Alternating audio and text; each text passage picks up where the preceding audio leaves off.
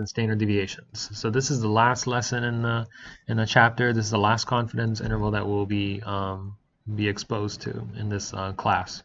So first things first, we want to be able to determine the confidence interval for the variance and standard deviation. So two different confidence intervals, but really you'll see that they're very similar in form. So we're going to go ahead and dive straight into it. So far, like we said, we've done confidence intervals for means and proportions up till now. Now we're going to be doing it for variances and standard deviations. So variance and standard deviation, if you recall, are measures of spread. So they're used to measure out how spread out the data is. These guys are as important as the mean, because before we did it for a measure of center, which is the mean. So here are some examples of when the variance and standard deviation are useful. So if you have products that fit together, such as pipes that are being made in a factory, it's important to make sure that you keep the variations of the diameters as small as possible to allow for the pieces to fit together properly. So when you're making the product, you got to make sure that your specifications are as close to what they should be as possible. That way you're minimizing the variance, you're minimizing the standard deviation, you're minimizing the change in the diameter, so that way the products fit together properly. If you have a high standard deviation, then there's a good chance that some of your pieces won't fit together properly. And that's where this comes into play, this concept. Same thing in other fields, such as in medicine.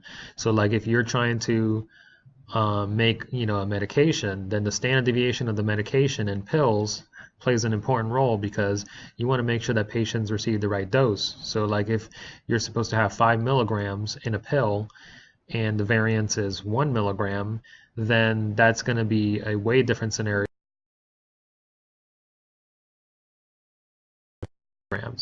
because in that second case you're going to vary the dosage quite a bit, and you want to make sure that the patients receive the right dose. So this kind of stuff is important for quality assurance. All right, so now that we got that out of the way, to be able to calculate the standard deviation and variance confidence interval, we need a new distribution called the chi-square distribution. So the symbol for chi-square is this Greek symbol here, and then you have the 2, and that stands for the squared part. All right, so the symbol for chi that's the symbol for chi, but then you square it, and that's called chi-square. So a chi-squared variable cannot be negative because it's squared by definition. All right, so anything that's squared can never be negative. The chi-square distribution is skewed to the right. So remember that the bell curve had a positive side and a negative side, right? So this was 0. It has negative numbers here, and it has positive numbers here. With a chi-squared, you can't have any negative values, so this guy is squared, so he cannot be negative anymore, so he's only positive. So that's how the chi-square chi-square distribution looks like. It's all positive. It's on the right side. So the chi-square is skewed to the right, and the area is still going to be 1 in the same way that it was 1 for this. So the area under the curve is always 1. The chi-square distribution is a family of curves. So it's important to know that this is a family of curves. So it's not just one curve like it is for the z-curve. For chi-square, it's a bunch of different curves. The curve that you pick depends on the degree of freedom, just like it was for the t distribution. So here is a picture of the chi-square distribution, or the family of chi-squared. So this is chi-square distributions because there's a family of curves here.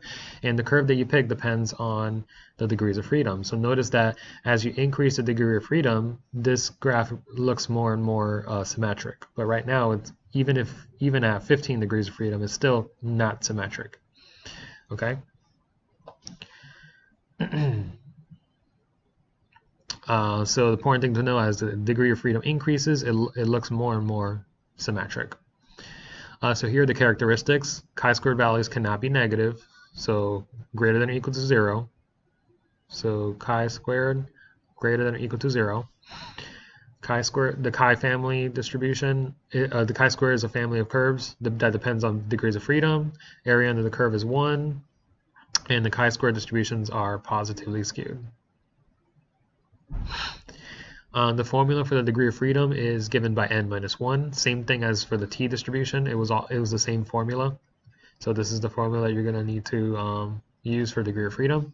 Since the chi-square distribution is not symmetric, you're going to need two chi-square values.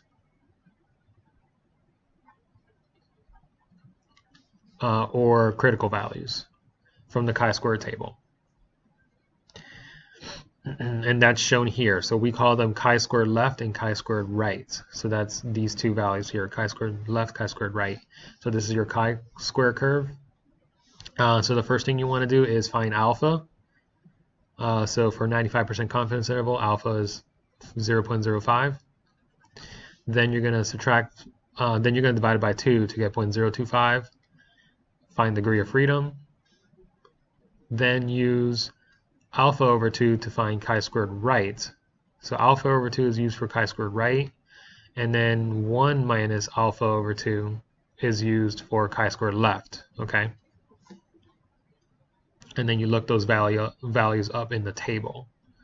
Okay, so we're going to show you how to use this procedure, just like we talked about in class. Alright, so find the values for chi-squared right and left for 90% confidence interval when the sample size is equal to 25. So we know the sample size is n and it's 25. So we know the degree of freedom is 25 minus 1, which is 24.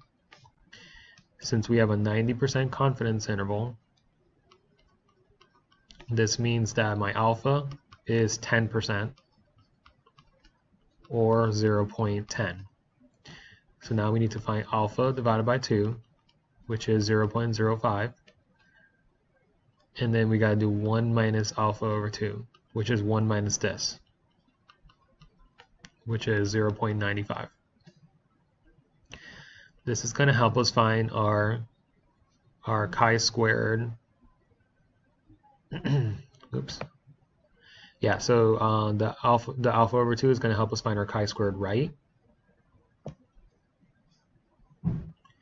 And the 0.95 is going to help us find our chi-squared left. Okay, so we're going to look this up in the table. 24 degrees of freedom, 0.05, 0.95. So if we go to the table, we have 24 degrees of freedom. Oops, let me go back to the previous table. There you go. All right, so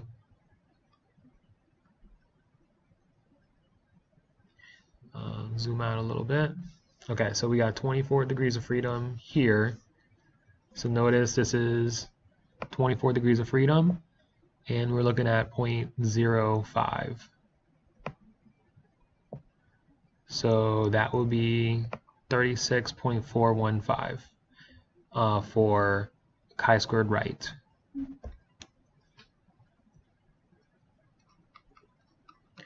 And then for chi-squared left is 0.95 is what we're looking for. So 0.95 here and 24. So that's this guy, 15.659.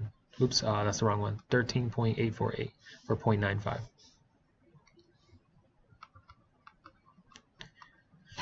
All right, and that's how you find your chi-squared values. Okay.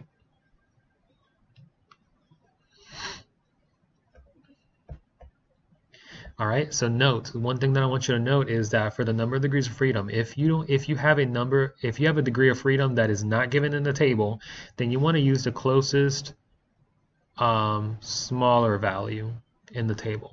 Okay, so for example, if you had degree of freedom of 53, if you look in the table, we don't have a 53 on there. We have 50 and we have 60, right?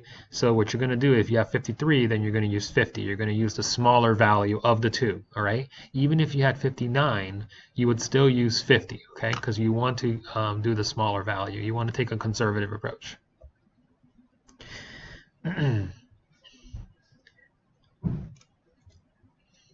All right.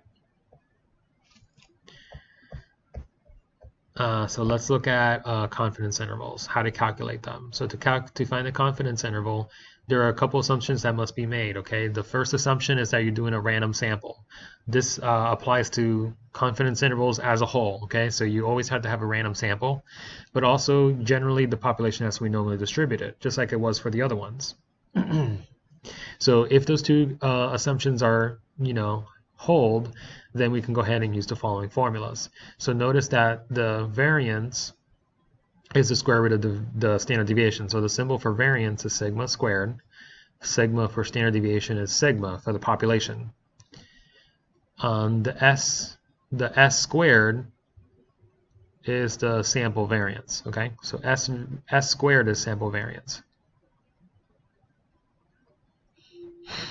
Okay, and then sample standard deviation is S.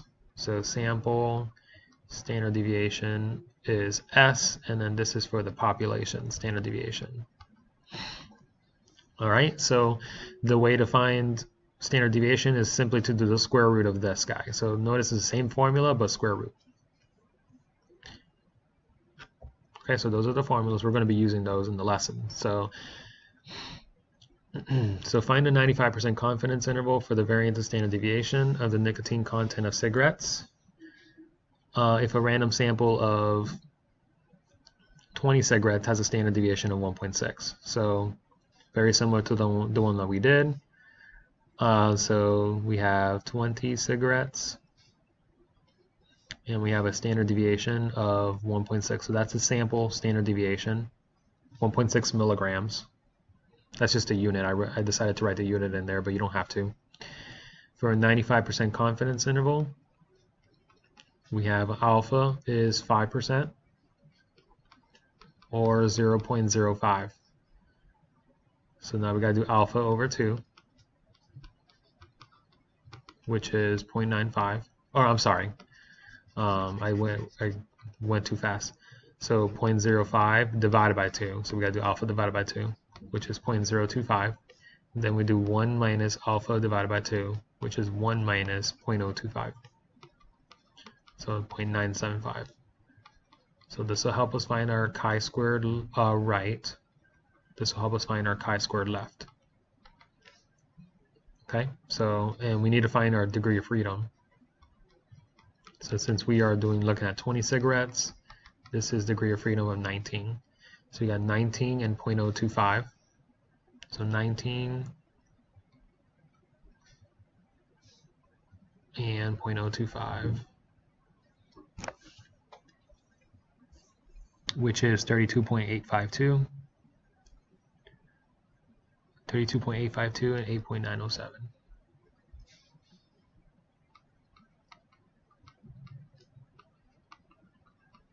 All right, and then those are our chi-squared values. So now we can go ahead and plug it into the formula for the confidence interval. So for the variance, we're going to do the variance first. So we have n minus 1, so 20 minus 1 times s squared over chi-squared right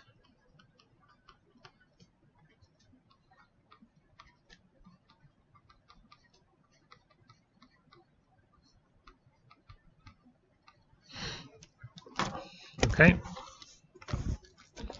and that's our value. Those are our values, and we can go ahead and plug those in to the calculator. And we'll get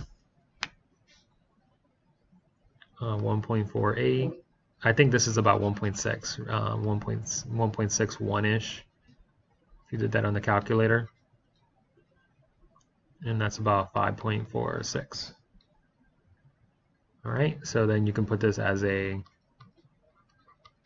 confidence interval, as you can put it as a parentheses for confidence interval set. And that's our variance. Now we're going to do our standard deviation. So we're going to simply take the square root of these guys.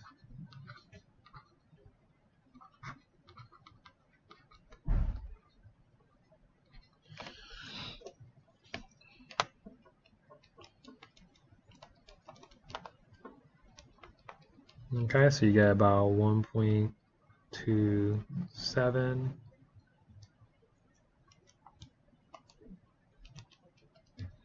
and 2.34. Oops. All right, or you can write this as a interval set. All right, and that's it. So this is saying, this right here is saying that 95% of our area is between this, or if we were to interpret it, 95% or with 95% confidence, the standard deviation, the true standard deviation of, you know, cigarette content, nicotine content is between those two numbers. All right, so we're going to look at the last problem. So find a 90% confidence interval for the following data. So for this data, we're gonna plug this into the calculator to find our standard deviation. Okay, so we're going to do that real quick. All right, so if you plug this into the calculator, you're going to get a standard deviation of about 4.11. Okay, and then notice in this case we have a sample size of 10, which means our degree of freedom is 10 minus 1, or 9. So we're looking at a 90% confidence interval. So that means that alpha is 0.10. Alpha over 2 is 0.05. 1 minus alpha over 2 is 0.95. Okay, so we're going to find our chi-squared right and our chi-squared left. So we got 9 and 0.05. So 9 is of freedom, 0.05, so 16.919.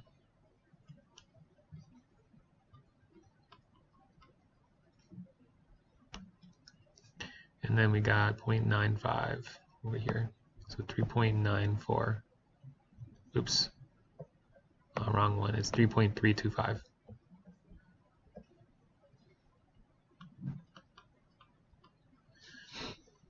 All right, let's double check that. Okay, so we got the values. So now we can go ahead and plug into the formula. So we have, so let's do the sigma squared first. So we have 10 minus 1 times 4.11. That's what we got for S. So if we go up, yeah, so it's n minus 1 times S squared divided by chi-squared right.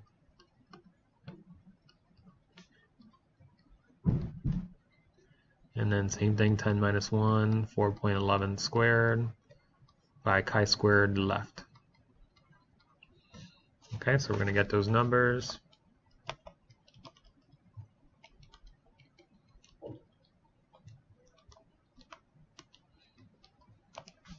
So this will be 8.99.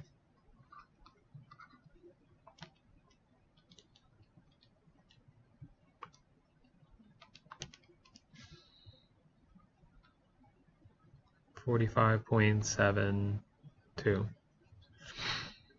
All right, so then we'll put this as a interval notation. So that's our confidence interval for the variance, and then we're going to do it for the standard deviation by doing the square root.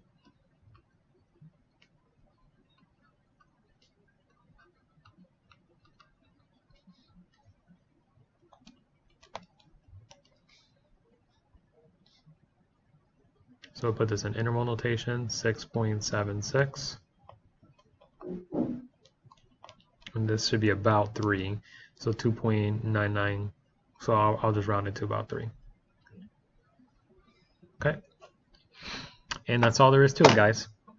So I hope you understood the lesson, and I hope you guys have a good day, and take care.